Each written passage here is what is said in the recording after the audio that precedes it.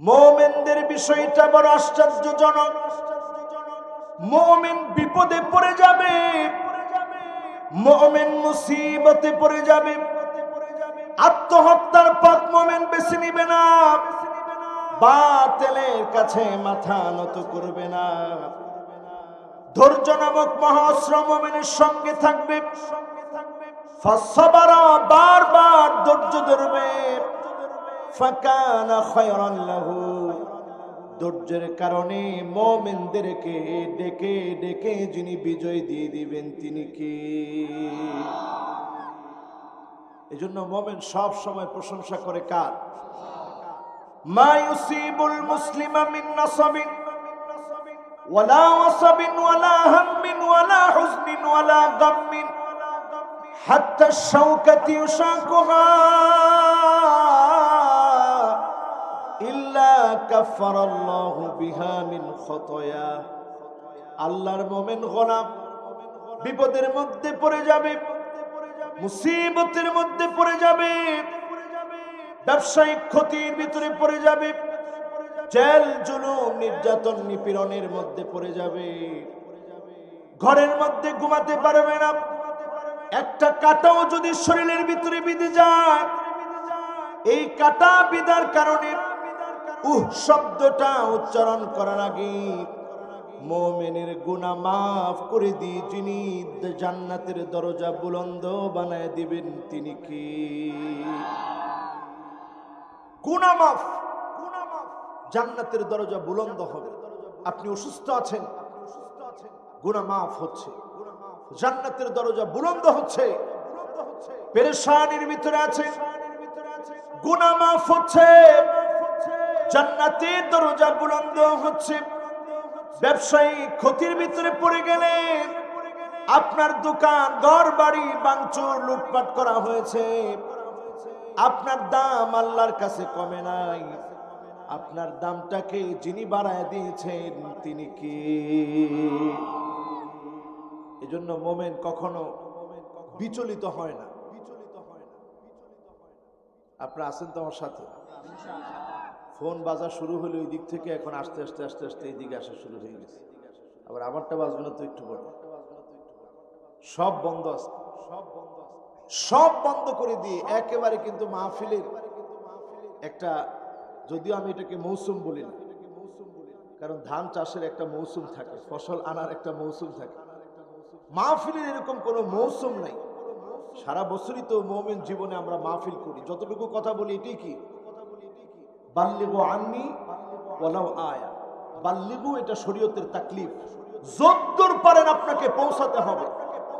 আপনি বক্তা হন আর না হন, পৌঁছানো লাগবে, এটা আপনার উপরে দায়িত্ব, আপনি আলেম। এরপরে আন্নি এটা তাশরীফ, যার তার কথা আপনি প্রচার করবেন না, নবীজির কথা প্রচার করবেন। আল্লাহু আকবার। ওয়ালাউ আয়া, একটা আয়াত হলো, এটা তাখফিফ, ছোট করে দিছে। আপনার জ্ঞানের কমতি থাকতে পারে, আপনি না জেনে প্রচার করতে পারবেন না। আপনি জেনে শুনে অল্প হলেও প্রচার করেন, কিন্তু প্রচার থেকে আপনি দূরে থাকতে পারবেন না। তার মানে মাহফিল শুধুমাত্র আমাদের এই সময়টাতেই নয়, যত দিনই কাজ আমরা করি, একটা ঘন্টার জন্য যদি দিন প্রতিষ্ঠার জন্য বের হন, ওইটাও মাহফিলের সমান সওয়াব যিনি দান করবেন তিনি কে? ওইটাও দিনই কাজ, দিনই কথা। তার মানে শরীয়তের প্রত্যেকটা বিষয় এই জমিনে প্রতিষ্ঠিত করার জন্য যারা সংগ্রাম করছে, এই আমরণ, এই সংগ্রাম, তাকফিফ, অল্প হলেও এক দুইটা আয়াত ছড়ায় দিয়ে একটা সামান্য চা খাওয়ার একটা চক্র করলেন, নাম দিলেন চা চক্র। এই চা চক্রের ভিতরে বসেও যদি দুইটা আয়াত তেলাওয়াত করে বোঝান, এই বাল্লিগু আন্নি ওয়ালাউ আয়ার সম্মান আপনি পাবেন, এই সওয়াব আল্লাহ আপনাকে দান করবেন। কিন্তু বলতে বলতে এখন মাহফিলের একেবারে শেষ সময় আছি। এই রকম আয়োজন করে মাহফিল বৃষ্টি চলাকালীন সময়ে করা যায় না, ঠিক কিনা বলেন? এই সময়ে যারা আজকে বসছি, কি পরিমাণ সওয়াব হবে। একটি আয়াত আমি আপনাদের সামনে তেলাওয়াত করেছি। আয়াতটা রয়েছে সূরা জুমার, আয়াত নাম্বার ৬৭, অবতীর্ণ হয়েছে মক্কাতুল মুকাররমা। এই মক্কাতুল মুকাররমায় অবতীর্ণ সূরা সূরা জুমার, যে সূরার মূল বক্তব্য হচ্ছে দলে দলে মানুষকে জান্নাতে নেওয়া হবে, আবার দলে দলে মানুষকে জাহান্নামের দিকেও নেওয়া হবে। বলেন নাউজুবিল্লাহ। সেই সূরা জুমারের ভিতরে সূরা জুমার 66 নং আয়াতে কারিমাতে আল্লাহ রাব্বুল আলামিন আমাকে আপনাকে জানায় দিচ্ছেন, ওয়ামা কদারুল্লাহ হাক্কা কদরিহি ওয়াল আরদু জামিআন কবদাতুহু ইয়াওমাল কিয়ামাহ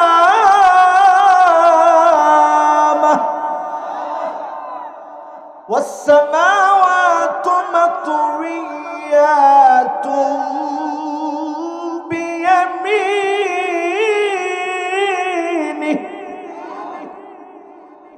সব একদিন শেষ হয়ে যাবে, আসমান জমিন টুকরা টুকরা হয়ে যাবে। আপনি যদি একটা বার বুঝতেন আল্লাহর ক্ষমতা কত বেশি, দুনিয়ার কোন ক্ষমতার সামনে আপনি মাথা নত করতেন না। ওয়ামা কদারুল্লাহ হাক্কা কদরিহি, আল্লাহ যেই পরিমাণ ক্ষমতাধর আপনি বুঝলে আল্লাহকে সেই পরিমাণ আল্লাহর বরত্ব ঘোষণা করতেন। আল্লাহর কুদরত, আল্লাহর ক্ষমতা আমরা অনেকেই বুঝি না। আজকের মাহফিল থেকে যদি বোঝার চেষ্টা করেন, এখান থেকে এই আলোচনা থেকে মনটা যিনি ঘুরায় দিতে পারেন তিনি কি? এই মাহফিলে বসে আজকে একটু মহব্বত নিয়ে নবীজির নাম শুনে সকলে একবার মহব্বতে পড়ি মুহাম্মাদুর রাসূলুল্লাহ সাল্লাল্লাহু আলাইহি ওয়াসাল্লাম। পড়ছেন সবাই? সবাই পড়েছি আমরা। কোন সূরার কত নং আয়াত থেকে তাফসীর হবে? মাশাআল্লাহ। কত নং আয়াত? 66। কি কইলেন শেষমেশ? 66 না 67? 67 নং আয়াত আল কারীমা থেকে তাফসীর হবে ইনশাআল্লাহ। সময় কি অনেকক্ষণ না কম? বেশি সময় নেই, 1 ঘন্টা সময় আছে। আমার ভাই বলে ফেলেছে আমি 1 ঘন্টা যদি শুধু একটু কথা বলতে পারি, তো এর মধ্যে একজন ফোন নিয়ে চলে যাচ্ছে। আরে আল্লাহ, কিরাম করে হবে কম? এরপরে যদি চিন্তা করতো, যদি ফোনে বলতো যে যা হয়েছে হোক, হুজুর বলছে আর ফোন ধরা যাবে না, তার খবর এখন মানুষের না। ফোন ধরেছি তো ধরেছি, এখন আর কোনো ফোন টোন ধরা নেই, একেবারে মন পুরাটাই দিকে। ইনশাল্লাহ রাজি আছেন?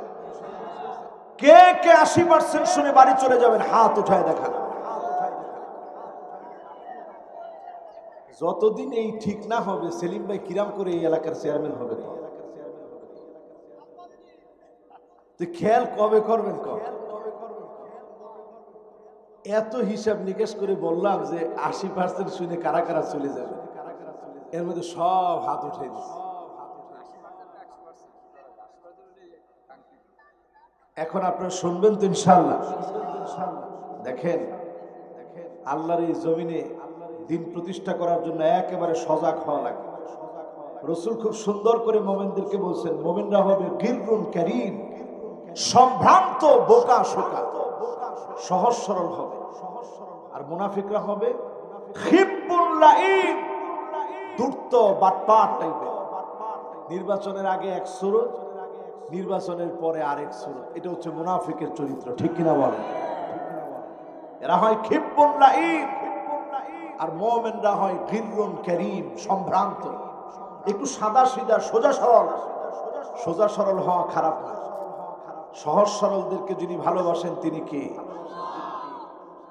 সহজ সরলদেরকে শুধু ভালোই বাসেন না, কাম্মিন আশাসা আকবারা যী তিমরাইন লাউ আকসামা আলাল্লাহি লাআবাররাহু।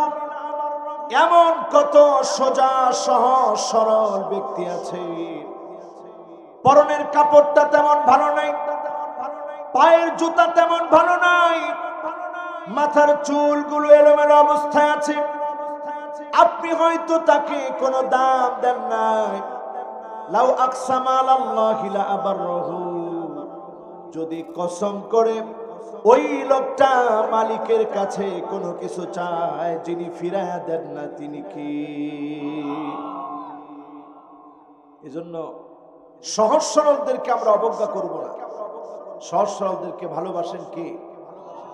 এবার আসেন যে আয়াতে কারিমা আমরা আজকে তাফসীর শুনবো, সে আয়াতে চলে যাই। সূরা জুমারের কত নং আয়াত? আন আব্দুল্লাহ ইবনে মাসউদ রাদিয়াল্লাহু তাআলা আনহু قال جاء خبر عند النبي صلى الله عليه وسلم। বুখারীর বর্ণনা, আব্দুল্লাহ ইবনে মাসউদ বলেন, আল্লাহর নবীর কাছে ইহুদি একজন পণ্ডিত আসলেন। ইহুদি পণ্ডিত এসে নবীজিকে ডাক দিলেন, ইয়া মুহাম্মদ আও ইয়া আবুল কাসিম। আব্দুল্লাহ বিন মাসউদ বলছেন, আমার মনে হচ্ছিল ইয়া মুহাম্মদ বলে ডাকটা দিয়েছে, অথবা আবুল কাসিম বলে ডাক দিয়েছে। আল্লাহর নবী ডাকে সাড়া দিলেন। ইহুদি পণ্ডিত এবার বলছে, মুহাম্মদ শোনো, ইন্নাল্লাহ ইউমসিকুস সামাওয়াতি আলা ইসবাঈন ইয়াওমাল কিয়ামাহ।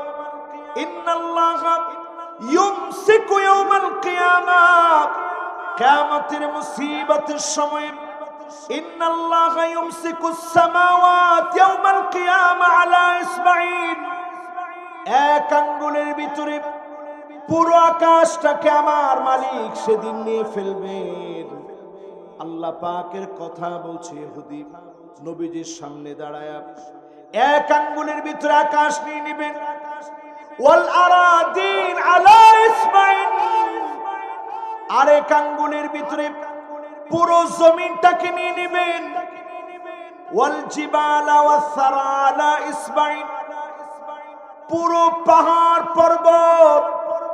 ওয়াল জিবালা ওয়াস শাজারা আলা ইসবাঈন, পুরো পাহাড় পর্বত পুরো গাছপালা একটা আঙ্গুলের ভিতরে নিয়ে নেবেন। ওয়াল মাআ ওয়াস সারা আলা ইসবাঈন, পুরো পানি আর ধুলোবালিগুলো একটা আঙ্গুলের ভিতরে নিয়ে নেবেন। ওয়াসাইরুল খালকি আলা ইসবাঈন, আর যত বাকি সৃষ্টি আছে সব একটা আঙ্গুলে নিয়ে নেবেন। সুম্মা ইয়াহুজ্জুহুন্না, এরপরে নাড়াচাড়া দিবেন, সব তছনছ হয়ে যাবে। এই কথা ইহুদি যখন বলল, আল্লাহ নবী চুপ করে শুনলেন, তাজ্জুবান আজীব হয়ে গেলেন। আল্লাহর নবী এবার মুস্কি হাসলেন, তাসদীকান লাহু, ব্যক্তিকে সত্যবাদী ব্যক্তির কথাগুলা সত্যায়ন করে নবীজি মুস্কি একটা হাসি দিলেন। আল্লাহর হাবিবের পরে তেলাওয়াত করা শুরু করলেন, ওয়ামা কদারুল্লাহ হাক্কা কদরিহি ওয়াল আরদু জামিআন কবদতুহু ইয়াওমাল কিয়ামাহ ওয়াস সামাওয়াতু মাতওয়িয়াতুন বিয়ামিনি।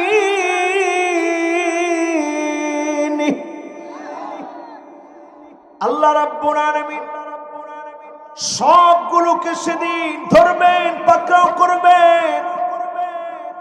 আরশে আজিমের ফেরেশতাদেরও জান কবজ করা হবে।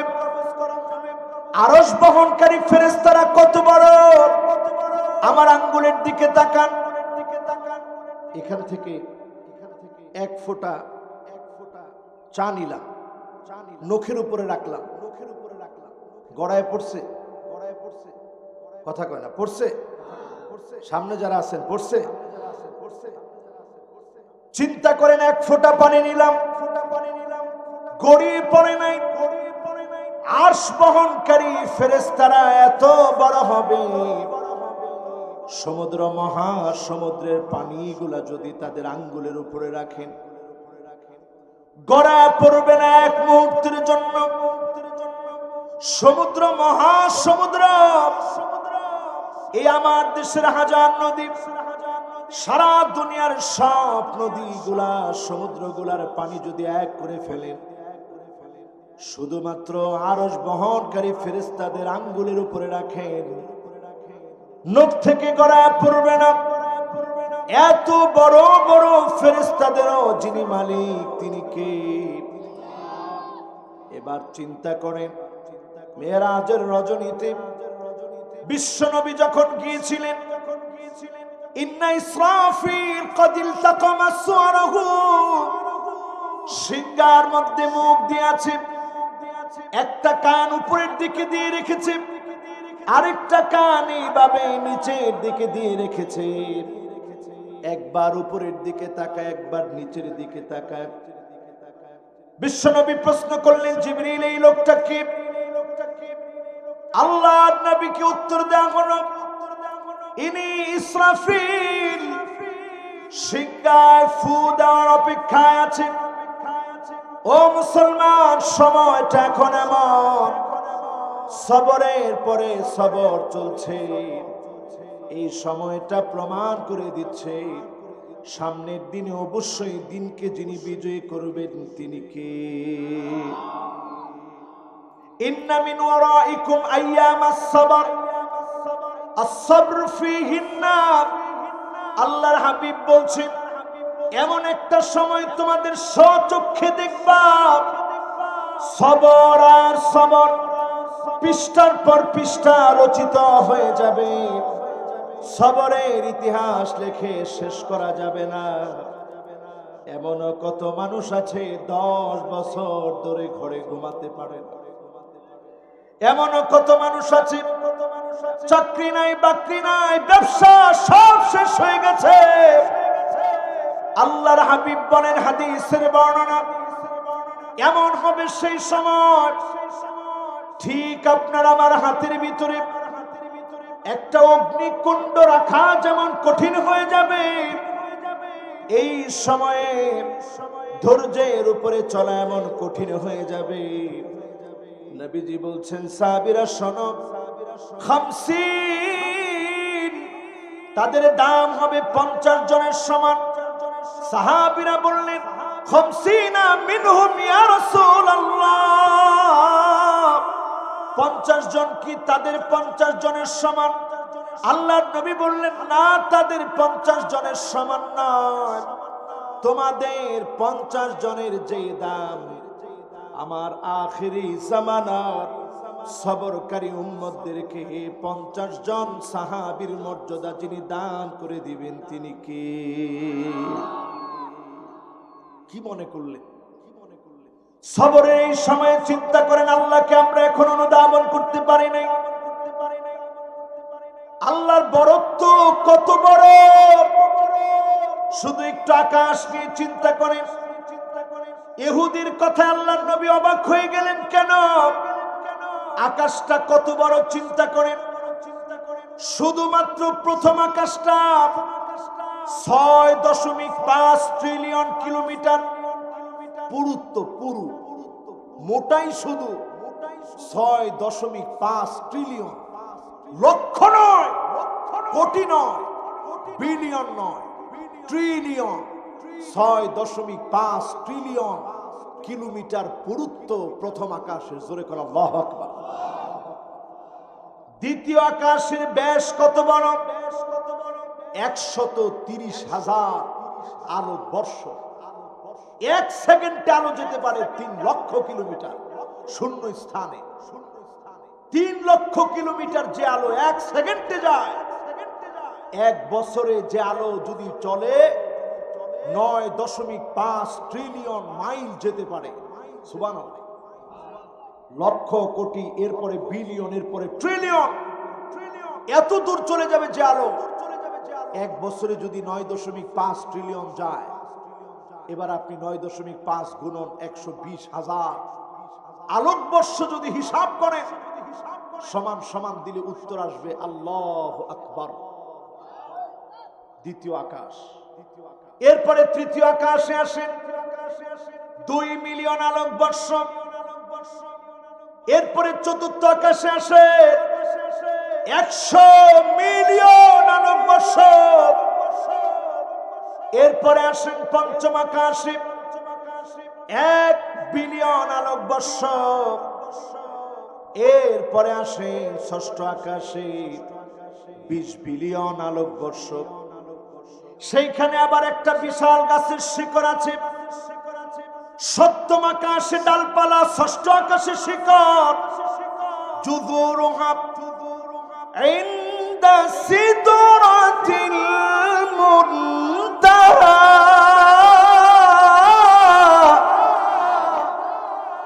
ইনদাহা জান্নাতুল মাওয়া।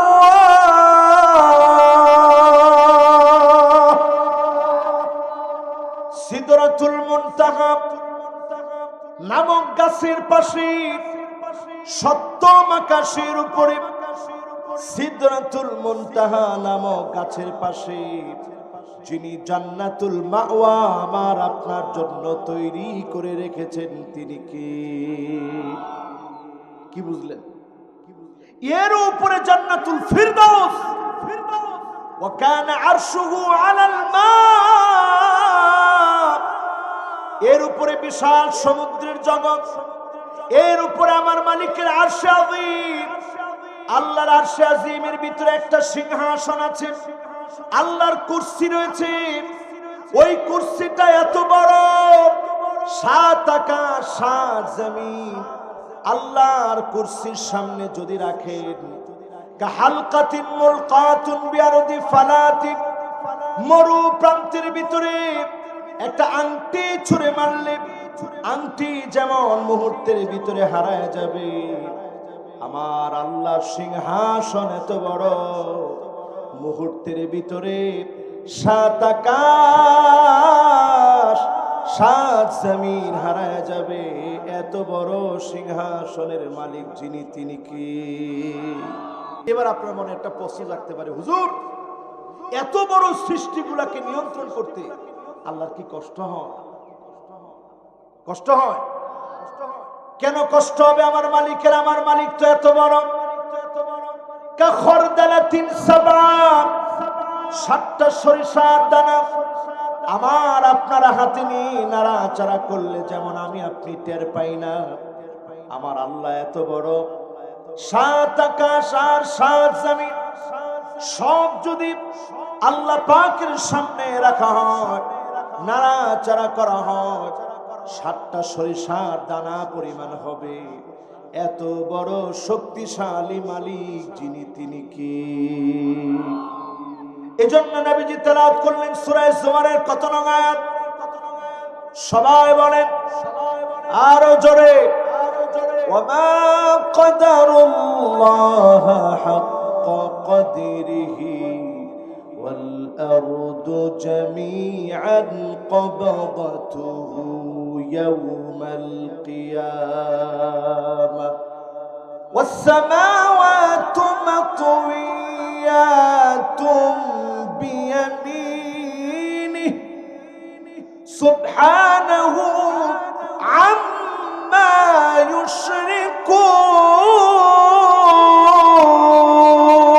ইউশরিকুন। এজন্য আল্লাহর গোলামের আল্লাহকে চিনেন।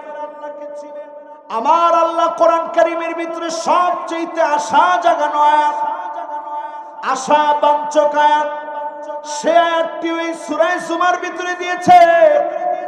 সূরা জুমার দলে দলে মানুষকে জান্নাতের দিকে ডাকে, এমন এক সূরার ভিতরে আল্লাহ আশা জাগিয়ে তুলেছেন। আল্লাহ আমাদেরকে ডাক দিয়ে বলেন, কুল ইয়া ইবাদিয়াল্লাযীনা আসরাফু আলা আনফুসিহিম লা তাকনাতু মির রাহমাতিল্লাহ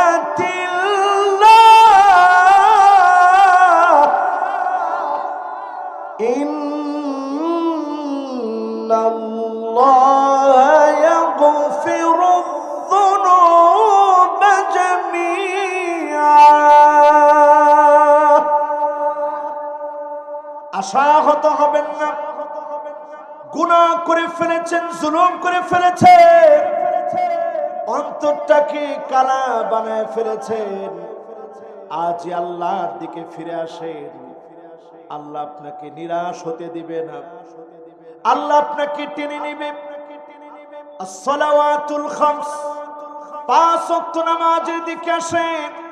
ওয়াল জুমআতু ইলাল জুমআ, জুমআ থেকে জুমআ পর্যন্ত সজাগ থাকেন। ওয়া রমাদানু ইলা রমাদান, এক রমজান থেকে আরেক রমজান পর্যন্ত নিজেকে আল্লাহর গোলাম হিসাবে পরিচয় দেন। তাকওয়ার যেই ট্রেনিং 720 ঘন্টা আপনি নিয়েছিলেন, এখনই কাজে লাগান। এখান থেকে ওঠার আগে যেই মালিক আপনাকে ডেকে ডেকে রহমত নাজিল করে দিবেন, তিনি কি? কাফারা হয়ে যাবে। ইদাজতুনিবাতিল কাবায়ের, বড় কবিরা গুনাহ করে ফেলেছেন, তওবা করেন।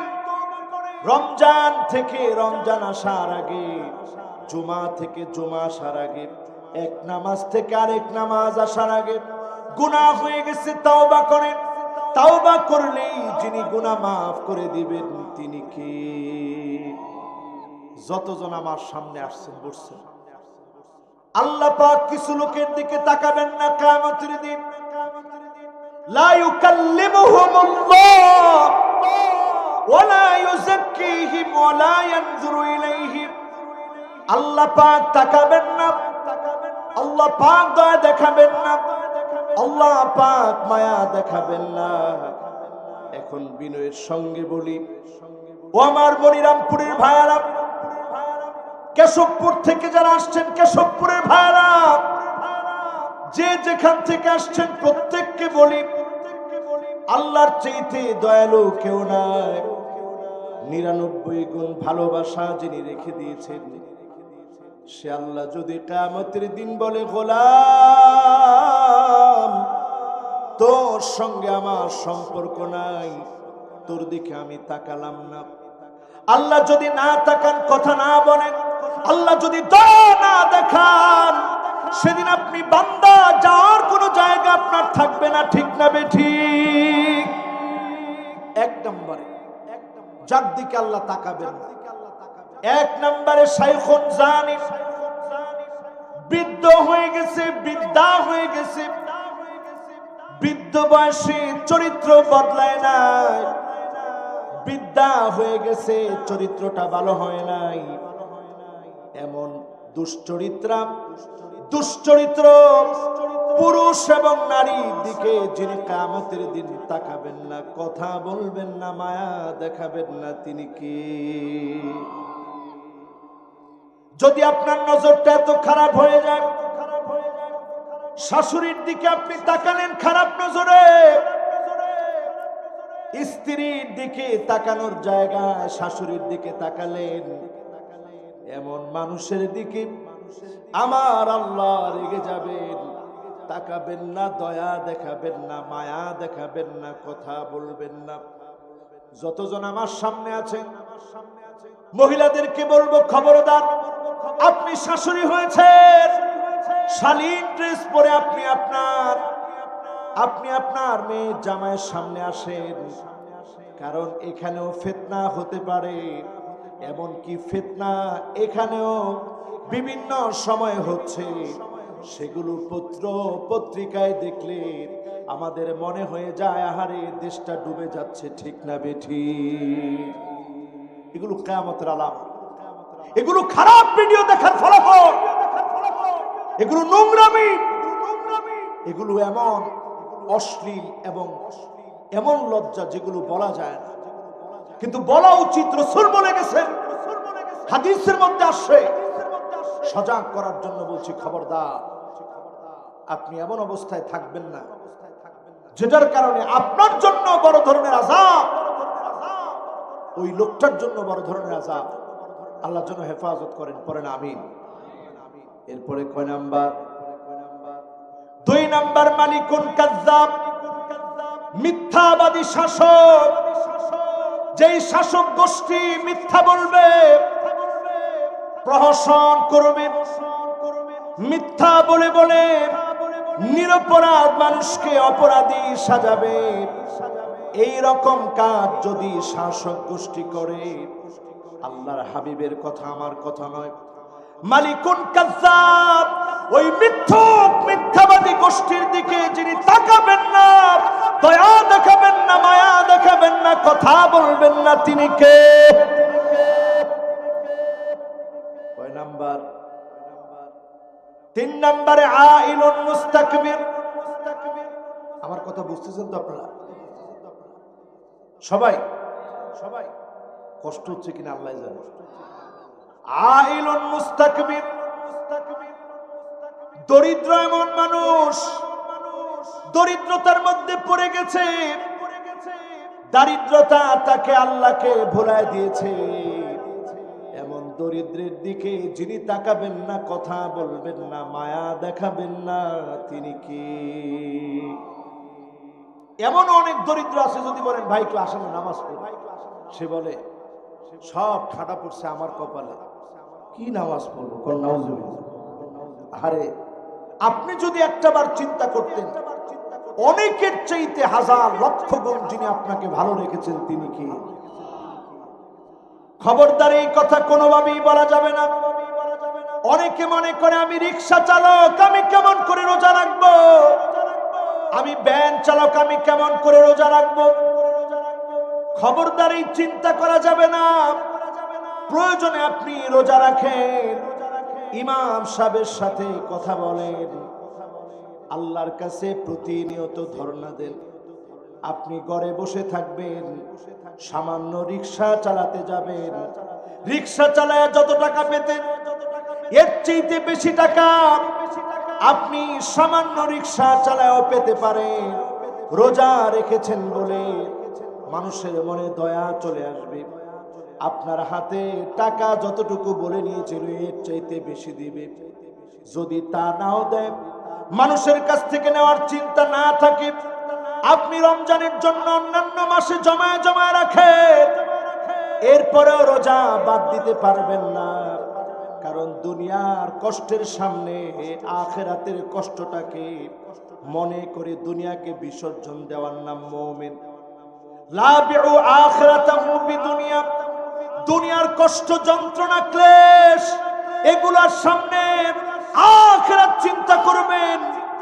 আখিরাতের সামনে দুনিয়ার কষ্ট ভুলে যাবেন, দুনিয়ার কষ্টগুলাকে মেনে নিয়ে আখিরাত অর্জনের চেষ্টা করবেন। যিনি আপনাকে ধনীর বহু আগে জান্নাতে প্রবেশ করাবেন, তিনি কি?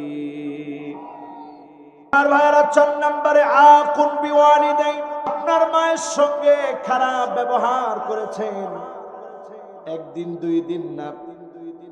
আজকে একটা ভিডিও দেখলাম, মাকে লাথি মেরেছে, মা বিদ্যা বয়সে লাথি খেয়ে সন্তানের উল্টে পড়ে গেছে। সেই দিন একটা ভিডিও দেখলাম, বাবাকে ধাক্কা মেরে ফেলে দিয়েছে, কেউ ধরার জন্য যায় নাই। তার মানে অভ্যাসটা নতুন না। প্রায় প্রায় সন্তানটা এমন করে, কয়দিন মানুষ আগিয়ে আসবে, কয়দিন মানুষ ধরবে, কয়দিন মানুষ এগিয়ে আসবে, কয়দিন মানুষ ধরবে। প্রায় প্রায় মাকে বাবাকে এমন কষ্ট দেয়, ঘাড় মোটা করে কথা বলে। এমন মানুষগুলার দিকে যিনি তাকাবেন না, কথা বলবেন না, দয়া দেখাবেন না, তিনি কি? এরপরে কয় নাম্বার?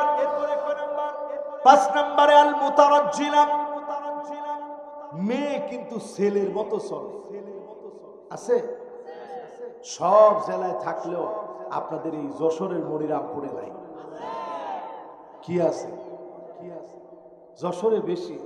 আচ্ছা, এই বলতেও শরম লাগলো না? কিরাম করে বললেন? হুজুর আছে তা মিথ্যা বলবো কিসের জন্য? তা বলে ফেলেছি। এবার একটু চিন্তা করেন, এই পোশাকগুলো কিনে দেয় কে? অথচ আম্মা জান হযরত আয়েশা, উনার ভাইয়ের মেয়ে সম্পর্কে কি লাগে? ভাই বাস্তি।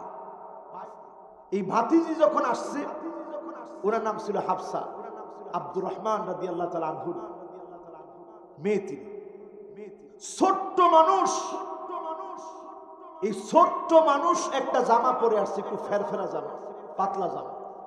আম্মা জান কেচি দিয়ে কেটে মোটা জামা পরায় দিয়ে বলছে, খবরদার, আমার বাস্তিকে আর এই জামা পরানো যাবে না। অথচ আপনি আপনার মেয়েকে 6 বছর হয়ে গেছে, এখনো আদর করে প্যান্ট শার্ট পরান। 9 বছর হয়ে গেছে, প্যান্ট শার্ট পরান। এরপরে আর আপনার কিনে দেওয়া লাগবে না, সে নিজেরটাই নিজে গিয়ে কিনে নিবে। তাকায় তাকায় শুধু আপনার দেখা লাগবে, ঠিক না বেঠি? আপনি বলবেন, মা আমার ইজ্জত যায়, তুই পড়িস না, আমি হাজী সাহেব হজ করে আসছি, তখন আর আপনাকে মানবে না। এই যে একটা চতুর্দিকে বাঁশ আছে, অল্প বয়সে না নোয়ালে বাঁশ, পাকলে করে ঠাস ঠাস। এই বাঁশ যদি অল্প বয়সে না নোয়ান, এটা পাকলে ঠাস ঠাস করবে। আপনার এই বাচ্চা যখন বালেগা হবে, আপনি বলে তাকে থামাতে পারবেন না। এখনই আপনি আপনার কন্যাকে বোঝান, কোন পুরুষের মতো ড্রেস যদি মহিলা পরে, ওই মহিলার দিকে আল্লাহ তাকাবেন না, কথা বলবেন না, মায়া দেখাবেন না। এমন মেয়ের জন্য সারাদিন কষ্ট করে কোনো লাভ হবে না, ঠিক না বেঠি? আপনাদের স্ত্রী, আপনাদের মেয়ে, আপনাদের বোন, আপনাদের মা, সবাইরে নসিহত করুন, নাইলে আপনাদেরকে আল্লাহর কাঠগড়ে আল্লাহ দাঁড় করাবে। যতজন আমার সামনে বসা আছেন, কয় নম্বরে আছি? এবার যাব কয় নাম্বার? 6 নম্বরে দায়ুস।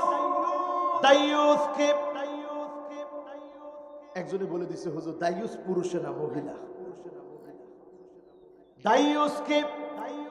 দায়ুস হচ্ছে শরীয়তের এমন একটি পরিভাষা, সৌন্দর্যকে মানুষকে দেখানোর উদ্দেশ্যে সেজে গুজে সেন্ট মেখে যত মহিলা বাহিরে বের হয়, পারিপার্শ্বিক সংজ্ঞায় তাদেরকে বলা হয় দায়ুস।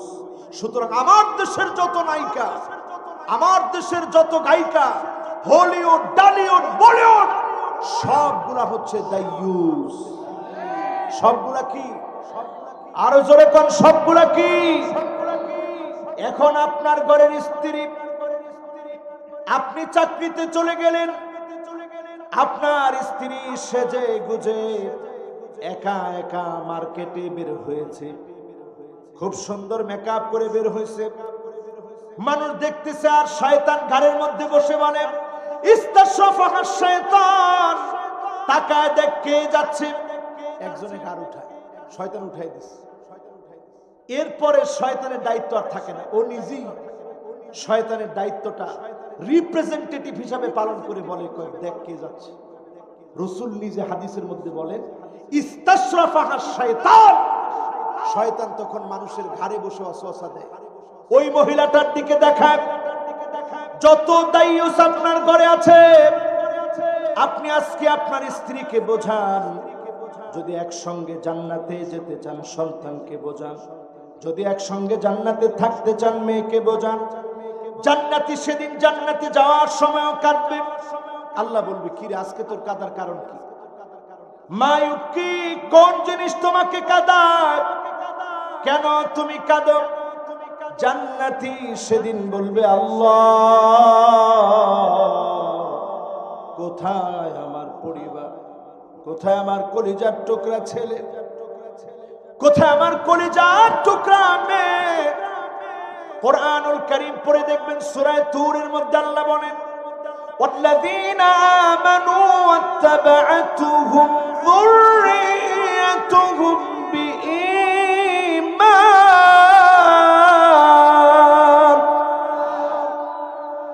আলহাকনা বিহিম যুররিয়্যাতুহুম ওয়ামা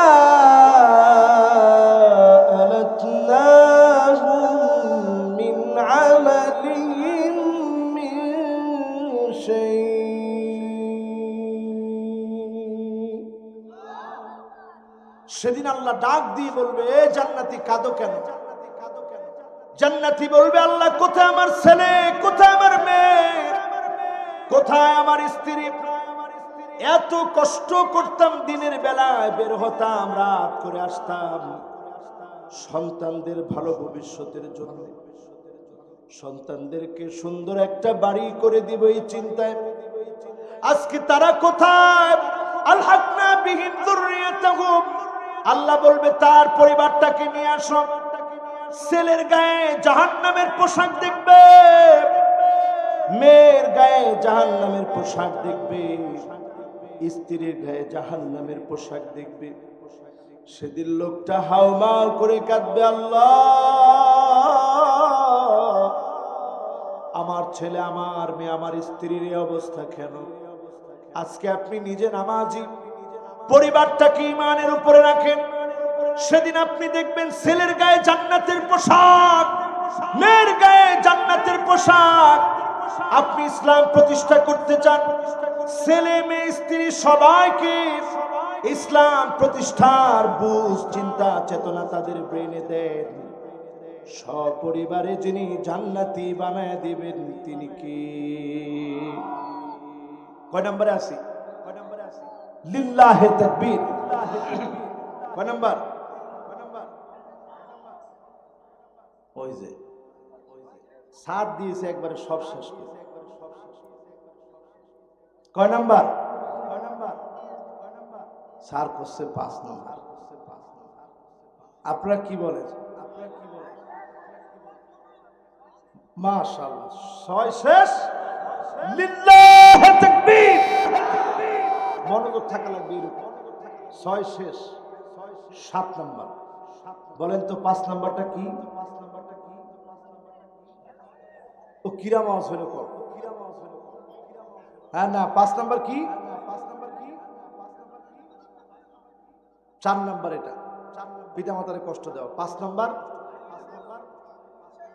হ্যাঁ, লিল্লাহে তাকবীর। পুরুষের মতো ড্রেস পরা মেয়েদের, এটা জাহান্নামে যাওয়ার কারণ। এখন নারীবাদীরা আমার উপরে লাগবে, দেখছস? এই হুজুর পোশাক নিয়ে শুরু করছে।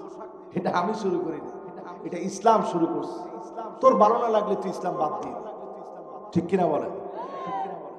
তোর মতো এরকম 1 কোটি না, 900 কোটি মানুষও যদি ইসলামের বিরুদ্ধে যায়, আল্লাহর সরিষার দানা পরিমাণ কোনো ক্ষয় ক্ষতি হবে না। হবে? আরে মানুষ তো কিছুই না, আসমান জমিন আল্লাহর কাছে একটা সরিষার দানা পরিমাণ। তোর মতো লক্ষ কোটি মানুষ ইসলামের বিরুদ্ধাচরণ করলে কিচ্ছু যায় আসে না। এর বিজয় আসবে আসবে। ইল্লা আদখালাহুল্লাহু কালিমাতাল ইসলাম বাইতু মাদারিন ওয়ালা উমর। একটা কাঁচা বাড়ি, একটা পাকা বাড়ি, একটা দালান বাড়ি, একটা অন্যান্য বাড়ি, একটা বিল্ডিং থাকবে না, কালেমার পতাকা উড়বে না এমন বাড়ি থাকবে না। আল্লাহু আকবার। সেদিন বেশি দূরে। এজন্য যারা এখানে বসছেন, নিজের এখানে তৈরি করেন। নিজের তৈরি করলেই সব তৈরি হয়ে যাবে ইনশাআল্লাহ। বলেন কয় নাম্বার? 6 নাম্বার শেষ। যাবো কয় নাম্বার? 7 নাম্বারে আমার ভাইরা, মুদমিনুল খামর, মদের সঙ্গে যারা লেগে থাকে, যারা কারবার করে, যারা সার্ভ করে, এই মদকে যারা প্রমোট করতে চায়, 21 বছরের সন্তানদেরকে মাদকাসক্ত বানানোর এই নিকৃষ্ট সিদ্ধান্ত যারা নেয়, আল্লাহ লানত তাদের উপরে। আল্লাহ তাদের দিকে তাকাবেন না, কথা বলবেন না, গজবের পরে গজব আসবে, ঠিক কিনা বলে? এতদিন ধরে বুঝায় শোনায় এই ছেলেদেরকে ইসলামের দিকে মুসলমান হওয়ার জন্য মাহফিলের ভিতরে বারবার দরদ দিয়ে আলেমরা কথা বলছে। এই জায়গাটাকে এখন তারা এমন ভাবে একটা বিস্ফোরা মনে করতেছে। তারা মনে করতেছে এইভাবে মাহফিল শুনলে তো যুবকরা ভালো হয়ে যাবে, কাজেই বড় বড় যদি বোতল তুলে দেওয়া যায় তাইলেই এই যুবকদেরকে পতিতালয়ে নেওয়া যাবে, ঠিক কিনা বলেন? জাহালতকে ছড়িয়ে দিই, আইয়ুরফালাল জ্ঞানকে উঠিয়ে নি, আইয়াকসুরাল হারাজ হত্যা যজ্ঞকে ছড়িয়ে দিয়ে জাতিকে ধ্বংস করার নিকৃষ্ট পায়তারা চলছে, ঠিক কিনা বলেন? এই পায়তারা থেকে বের হওয়ার জন্য আজকের এই মাহফিল থেকে বলি, খবরদার, এই জমিনে ভূমিকম্প আসে, সেই দিনও ভূমিকম্প আসলো। ফজরের নামাজ চলছে, প্রথম রাকাতে আমরা ছিলাম। আমার নিজের কাছে মনে হইলো মাহফিল করে আসছি, মাথা মনে হয় ঘুরাচ্ছে, শরীরটা এত দুর্বল হয়ে গেল, একটু আগেও তো টের পাইনি, সব দেখি নড়তেছে। আমি মনে করলাম আল্লাহ শরীরটা খারাপ হয়ে গেছে মনে হয়। নামাজ শেষে সবাই বলতেছে আরে ভূমিকম্প হয়ে গেল। আমি একটা মুহূর্তের জন্য চুপ করে চিন্তা করলাম, আল্লাহ সালেহ আলাইহিস সালামের কওমকে আপনি ধ্বংস করে দিলেন, আদ জাতিকে ধ্বংস করে দিলেন, লূত আলাইহিস সালামের কওমকে ধ্বংস করে দিলেন, আসহাবুল আইকাকে ধ্বংস করে দিলেন, জগতে কত জাতিকে আপনি ধ্বংস করে দিলেন। আজকে আমরাও ধ্বংস হয়ে যেতে পারতাম। অধিকাংশ লোকেরা ঘুমের মধ্যে থাকতো, ধ্বংস হয়ে যেত। আল্লাহ আপনি এই জন্য মনে হয় ছেড়ে দিলেন, যারা নামাজের জন্য দাঁড়িয়েছে তাদের তাকওয়ার কাছে, তাদের তাকওয়ার শক্তিকে পছন্দ করে ভূমিকম্পের ধাক্কাকে আল্লাহ পাক নড়বড় করে আরেকটা বার যিনি সুযোগ দিয়েছেন তিনি কি? মুসলমান ফিরে আসেন কোরআনের দিকে, ফিরে আসেন হাদিসের দিকে। কয় নম্বরে আসি? এবার আসেন ৮ নম্বরে। আল মান্নানু, আল মান্নানু ওই লোকটার দিকে আল্লাহ রাব্বুল আলামিন তাকাবেন না। বিমা আতা, আল মান্নানু বিমা আতা, কোন কিছু দেওয়া মাত্র খোটা দেন, এরকম আছে না নাই?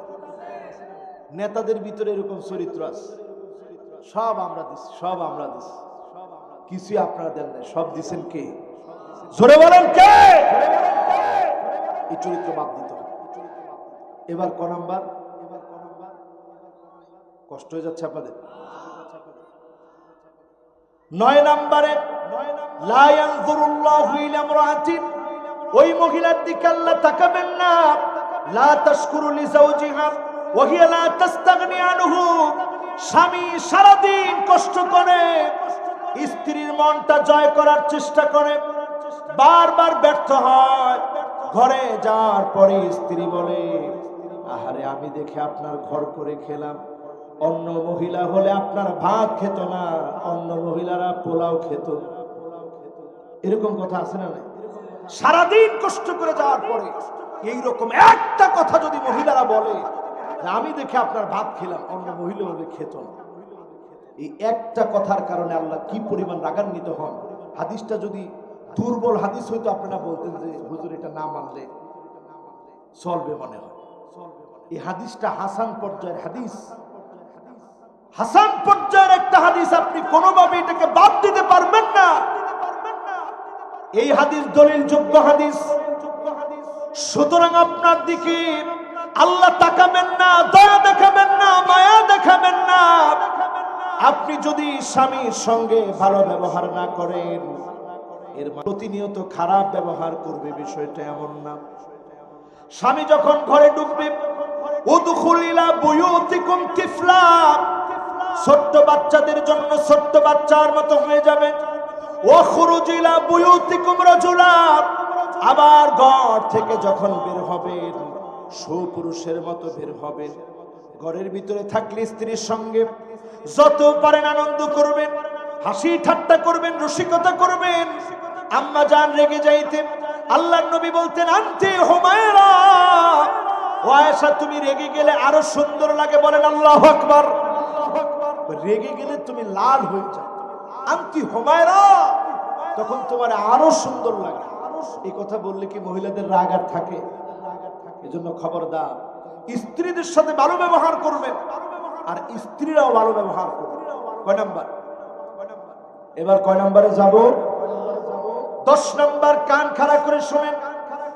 রাজুলুন আলা ফাদলি মাইন বিতরিকিন ইয়ামনাউ মিনহু ইবনাস সাবিল, পানি দেওয়া থেকে একজন একজনকে বারণ করে। আপনার কাছে পানি আছে, আপনি দেন না। পার্শ্ববর্তী দেশের মানুষদের জন্য এই ওয়াজটা খুব শোনাতে মনে চায়। যখন আমার দেশে পানি লাগবে তখন তারা আমাদেরকে পানি দেয়, যখন আমার দেশে আর পানি লাগবে না তখন তারা খুব বন্ধুত্বের সাথে পানি দেয়, যেটাতে আমার দেশে বন্যা হয়ে যায়। যখন তাদের পূজা আসে ইলিশ নেয়, কিন্তু এই ইলিশ খাওয়ার জন্য আমাদের যখন পেঁয়াজের দরকার তখন আস্তে করে ব্রেক করে দেয়, পেঁয়াজ দেয় না। এই হচ্ছে আমাদের বন্ধু রাষ্ট্র, ঠিক কিনা বলেন? আপনি যদি তবলছড়ি ওই এলাকায় যান, মাটিরাঙ্গা ওই এলাকায় যান, কি পরিমাণ নেশাজাত দ্রব্যাদি ঢুকছে আমার দেশে। প্রত্যেকটা বর্ডারে গেলে আমার বড় দুঃখ লাগে, এখানে যারা দায়িত্ব পালন করে তারা কি দায়িত্ব পালন করে, তারা কতটুকু দেশপ্রেমিক। আমার দেশে তারা আর কিচ্ছু না দিলেও ইয়াবা দিতে দেরি করে না, ফেনসিডিল দিতে দেরি করে না, হেরোইন দিতে দেরি করে না। তারা চায় আমার দেশের জাতি, আমার দেশের তরুণেরা বিপদগামী ডাক এডিক্টেড হোক, আমাদের মাথায় তারা কাঁঠাল ভেঙে খাক, ঠিক কিনা বলেন? এই কাঁঠাল তারা ভেঙে খেতে চায়। এই ধরনের মানুষের দিকে আল্লাহ তাকাবেন না, দয়া দেখাবেন না, কথা বলবেন না। কয় নাম্বার? এবার আসেন 11 নম্বরে আমার ভাইরা। রাজুলুন বায়আ রাজুলান লা ইউবাইউহু ইল্লা দুনিয়া। নেতার কাছে গিয়ে বললেন, নেতা আপনার দল করব। কেন? শুধু খালি ওয়ার্ডের একটা দায়িত্ব দিলে হবে, কথা কয় না।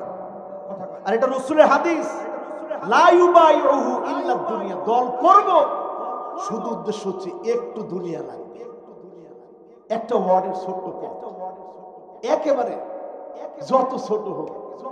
আমার একটা পোস্টার বানানো লাগবে, ওই পোস্টারের মধ্যে নিচে বড় করে লেখা লাগবে আমি অমুক পদে আছি। আল্লাহর হাবিব বলছে, শব্দ চয়ন দেখেন, ওয়াফিলাহু ওয়া ইল্লা লাম ইয়াফিলাহু। যদি কোনো পদ না দেয়, 1 মিনিটের জন্য ওই দলের ধার ধারে না, গোষ্ঠী সুদ্ধা উদ্ধার করে সারে এমন দল করা লোক আছে না? হুজুর, এদের সাথে আমি আর নাই, ইসলাম বুঝে ফেলেছি। আসলে ইসলাম বুঝে নাই, তার পদের মধ্যে ভাটা পড়েছে, ঠিক কিনা বলেন? কিসের রাজনীতি করেন আপনি? রাজনীতি করার আগে চিন্তা করবেন কোন রাজনীতি করতেছেন। শুধুমাত্র যদি দুনিয়ার পদ পদবীর রাজনীতি হয়, আপনি এই রাজনীতির আগে চিন্তা করেন দুনিয়ার পদ পদবীর রাজনীতি। আল্লাহকে যদি আপনি পেতে চান, আল্লাহকে খুশি করার রাজনীতি করেন, ঠিক কিনা বলেন? নবীজির হাদিস, এই হাদিসটা সহিহ বুখারীতে আসছে, মুসলিমে আসছে, কি খুঁজে নেবেন। সহিহ বুখারীর হাদিস নাম্বার 2672, মুসলিমের হাদিস নাম্বার 108। আপনি ভালো না লাগলে কলিজার মধ্যে তালা লাগান, ঠিক করেন, সব ভালো লাগতেই হবে, এটা ছাড়া যাওয়ার কোনো পথ নেই। কয় নাম্বার? সবাই বলেন আরো আসতে। এবার আসেন আমার ভাইয়ারা 12 নম্বরে, ওয়ারাজুলুন সাওমা রাজুলান বিসিলাতিন বাদাল আসর।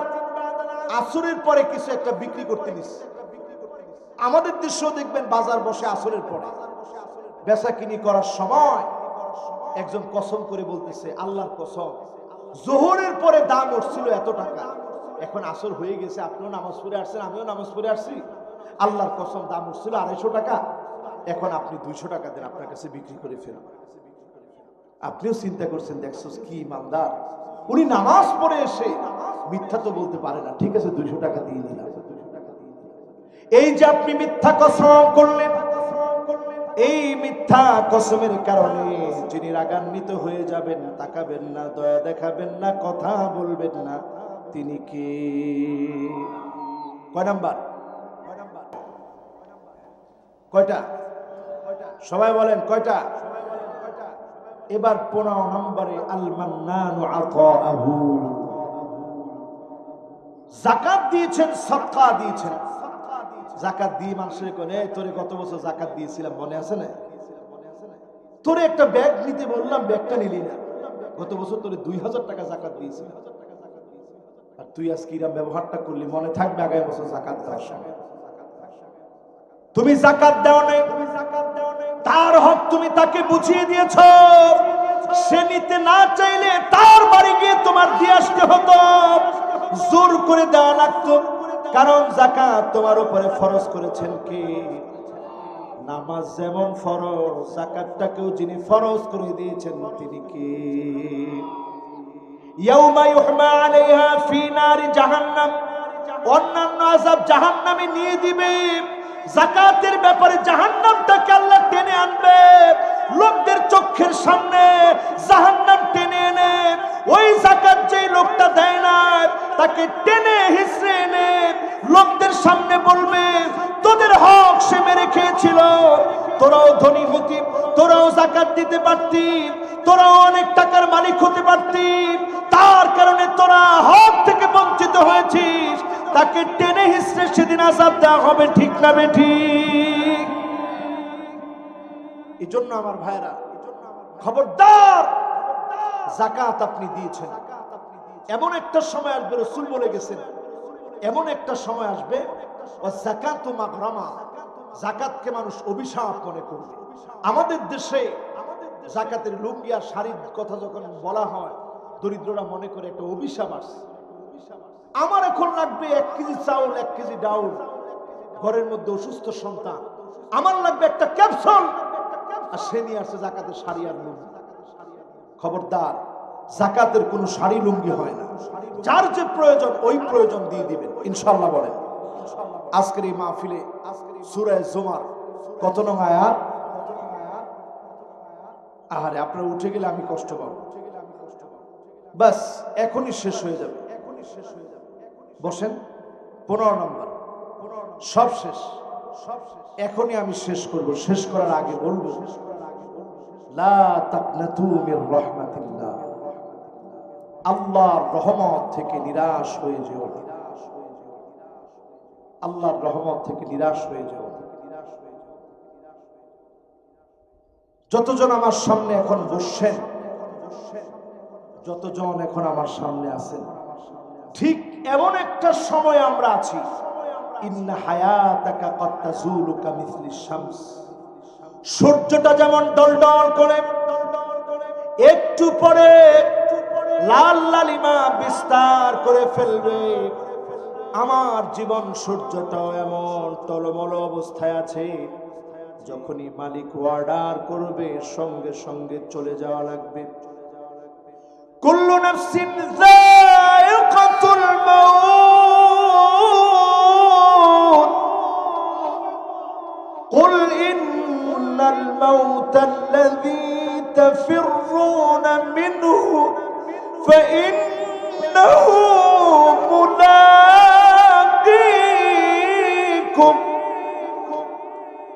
যেখানে যেথায় যেভাবে আছে মৃত্যুর ডাক আসবে, পাকড়াও করা হবে, চলে যাওয়া লাগবে।